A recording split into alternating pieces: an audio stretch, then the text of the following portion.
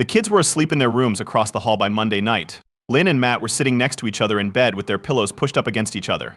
He was really into a book about the Civil War. She had to fix up a marketing report. Matt softly sighed, put down the book, and turned to face his partner. He liked how, when she was focusing, the tip of her tongue stuck out from under her lips just a bit. The pen was just above the paper. A piece of dark hair got brushed behind her ear by accident.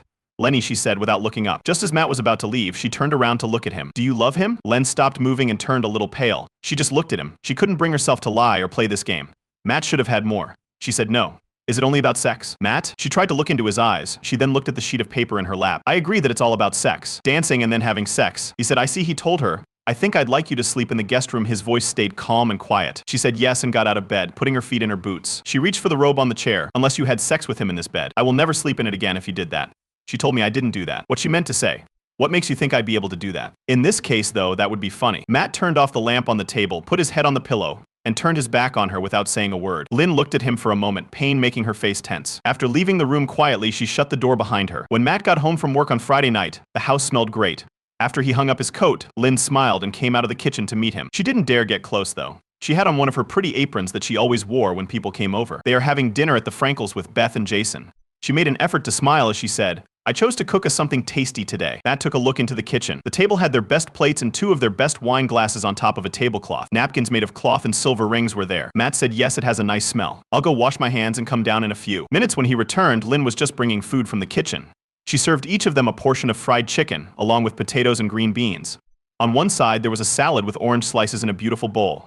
They sat down and Lynn smiled brightly at her husband, although the tension was visible on her face. "Looks really nice," Matt said. Then he slowly stood up and climbed onto his chair so that he towered over the table. As Lynn looked at him in confusion and then horror, he unbuttoned his pants and slowly, carefully urinated all over the table. He covered the plate, the side dish, and the chicken with sauce. The glasses of wine just filled and the salad bowl. Their plates were saturated and the tablecloth was discolored by his pee. "What, Matt?" Lynn let out a nearly uncontrollable cry. Her eyes widened in terror and shock. Matt leaped out of his chair and zipped up. He gave Lynn a serious glance. "I thought you might want to know what it's like to have someone pee on something you care about. Something you've put a lot of time, love, and effort into. I thought this might be a learning experience." Lynn didn't answer, just looked at her husband, tears streaming down her cheeks. Matt went to the closet, took out his coat, and left the house. "Sunday afternoon, I asked for a transfer," she said. "About? In a week, I will be transferred to the internal marketing department. I wanted this to happen as soon as possible. I'll be in a building on Union Street, away from where I am now." "And why did you ask for a transfer?" "I thought you liked the international department." "Because I won't be there next to Douglas. I won't be in the same office again." He stopped raking leaves and turned to look at her standing next to him in her colorful fall sweater. "And why should this matter to me?" She looked both annoyed and offended. "Because I won't date him, that's all. I wanted you to know this." She turned back to the rake. "Lynn, you already told me it's over. Of course, I take your word for it and trust you completely. Can you think of one reason why not?" She stamped her foot lightly and said, "Damn it, Matt. Do you really think your sarcasm will help? Do you really think that moving from this office will make everything better? Like there are no motels and lunch hours and breakfast meetings? Or meetings with clients outside the office? As if there aren't plenty of other men out there who would love to fuck you until you lose your memory." Matt's voice rose to an angry tone, but he continued to rake the leaves into neat piles without looking at her. "Matt," she said in a thin, sad voice, "what else can I do? I'm trying to do everything I can. Every way I know." She started crying. "To show you how sorry I am, to somehow make amends to you." He turned to her again. "And you think there is some way to make amends? Some kind of magic formula, just the right words, actions, or gestures. And will it all end? Get it, Lynn? You're living in a fucking dream world."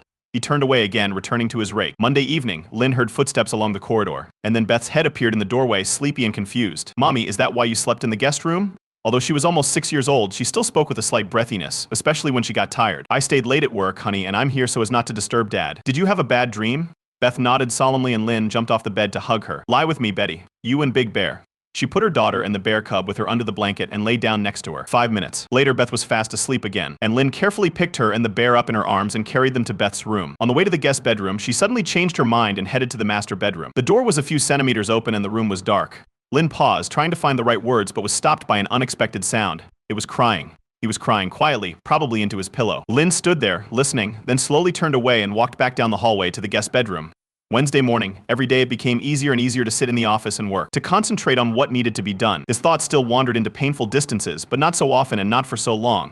It was obvious to his secretary, Bernice, that something was wrong, but she guessed that he did not want to talk about it, and did not ask anymore, just smiled at him sympathetically. At 1050, he got up from his chair, walked to his door, and closed it. Then he took the dictionary from the bookshelf and placed it on the table. He found the word he was looking for and read the definition out loud. A cuckold is a man with an unfaithful wife. He sat back down. "I am a cuckold." He said this several times. The words seemed strange coming from his mouth. "I am a cuckold. I was cuckolded. She cuckolded me. He sat for some time without looking at anything. Then, with a sigh, he put the dictionary aside and returned to work. For God's sake, Lynn, what the hell did you expect? Lynn didn't say anything, but her friend Arlene continued. They were sitting in Arlene's kitchen, 2 cups of coffee between them. You're having sex behind Matt's back with some other guy. Arlene saw Lynn wince at this word, but continued. And now you're surprised that he's angry and offended. I'm not surprised, Arlene. Does he know how long this lasted? Lynn shook her head. I have no idea. I don't even know how he found out or when. He doesn't want to. We didn't talk about it. Do you think if you told him it only happened a few times it would have made a difference? For me, no, Lynn grimaced. I mean, if it were the other way around, if only he had slept with some other woman. 5 times 20, I would still be torn to pieces. So don't think I'm surprised. I'm not surprised at all. I just don't know what to do. I can't reach him and I don't know what the hell to do. She lowered her eyes, stirring her coffee with a spoon, and Arlene watched her silently. 3 weeks later, Wednesday afternoon, no, Matt said firmly. And then a little quieter. No, I don't want her to tell me about it. The therapist frowned slightly. She had short dark hair, almost a beetle cut, and wore a brown corduroy jumper. Her name was Isabel Harshman. Don't you think this will help both of you? So you know why Lynn did what she did? Matt looked at her without even glancing at his wife sitting next to him. I think it might help Lynn to get it all out, but I don't understand how this can help me. Honestly, Dr. Harshman, I feel like I'm suffering enough as it is. Hesitantly, Lynn said, I thought that if I told you about it, about how it happened and why, then you would understand that I could never do anything like that again. Matt pivoted to gaze at her. Are you genuinely thinking this? Really, Lynn, do you think there's anything you can say to me to win back my faith in you? To give me the impression that I won't have to live worrying about you and wondering when you'll get into bed with another man again? Lynn's eyes slid to her lap. She said very quietly, no, Matt. I don't think there's anything I can say to do that. 2 months later, Thursday evening, Matt, it's so beautiful here. She smiled broadly at him, squeezing his hand across the table. They sat at a table on the veranda overlooking the Caribbean Sea. The air was deliciously warm and the red hue of sunset still hung in the sky. On the table between them sat a picture of sangria and a plate of fried shrimp. It's beautiful, isn't it? His answering smile didn't quite match hers. There was some tension on his face, perhaps around his eyes. He squeezed her hand back for a few moments, then raised his fork to spear another shrimp. Thank you very much for agreeing to go south with me. Lynn knew it was difficult for him to hold her gaze for more than a moment. An hour later, they were making love in their room. Matt worked her vigorously and powerfully, making her moan. He held on for a long time, and Lynn achieved 2 wonderful climaxes before he sped up and climaxed with a loud moan. Later, they lay next to each other, Matt on his back with his arms behind his head, and Lynn cuddled up to him with her head on his chest. That was wonderful, baby, she murmured in a low, relaxed voice, and Matt reached down to rub her back gently.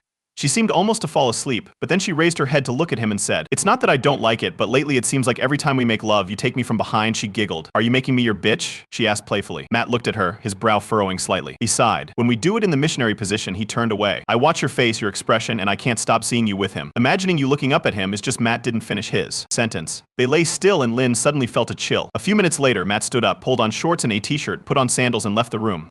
7 weeks later, Saturday night, Bob out. They worked in silence most of the time, standing in front of the bookshelves on opposite sides of the room. Lynn sorted out their CDs while Matt worked on the books. He said, Should I keep the Dickens novels? I've read them all. Take it as you wish if you want. I won't read them.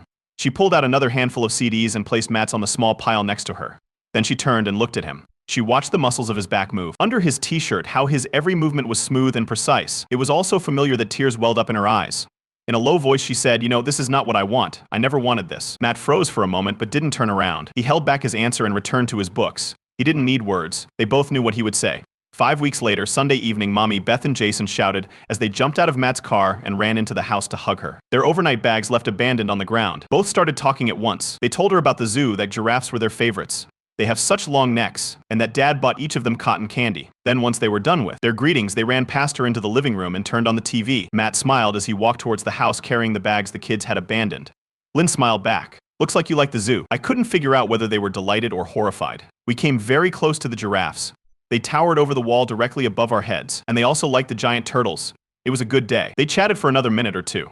Lynn said, Would you like to come over for a cup of coffee? The coffee pot is on the stove. No, thank you, he said, feeling slightly awkward. It's really time for me to go. Okay, Lynn said, trying to keep a smile on her face. See you Wednesday night, he said, and turned to his car. She stood and watched him go until the Taurus reached the end of the street and turned left out of sight. 4 months later, Monday evening, Beth sat at the kitchen table coloring while Lynn prepared dinner. Jason sat on the floor putting together his favorite wooden jigsaw puzzle for the 500th time. It was a colorful clown and had 17 parts. Mommy, should friends kiss? Beth looked expectantly at her mother. Lynn turned to look at her. I don't know, dear. What do you mean? Well, I never kiss Artie, Melissa, or my school friends, she grimaced. It's so disgusting to kiss Artie, but we met my dad's friend and they kiss all the time. Jason looked up from the puzzle. Angela's good, he said. Yes, she is good. She cooked us hot dogs and macaroni and cheese. Jason interrupted. Then he lost interest in the conversation and returned to his puzzle. Yes, and she also said that next time we can go for ice cream. But she and Daddy continued to kiss. You know, like you and Daddy always did. Do friends always kiss? Lynn closed her eyes tightly for a moment. Then she opened them and smiled at Beth. Well, honey, some friends kiss and some don't. It all depends on the circumstances. But kids your age don't kiss. They're friends, so you don't have to, okay? Beth nodded and went back to her coloring book. She made a duck, although it was very similar to a stegosaurus. Dinner, Lynn called. Go wash your hands. When the children returned to the table, she said, at least 2 pieces of broccoli each, otherwise there won't be dessert today. She observed as they started eating their hamburgers after slathering them with ketchup. After that, she went back to her bedroom and shut the door. She put her face in her hands, sat down in a chair by the bed, and started crying.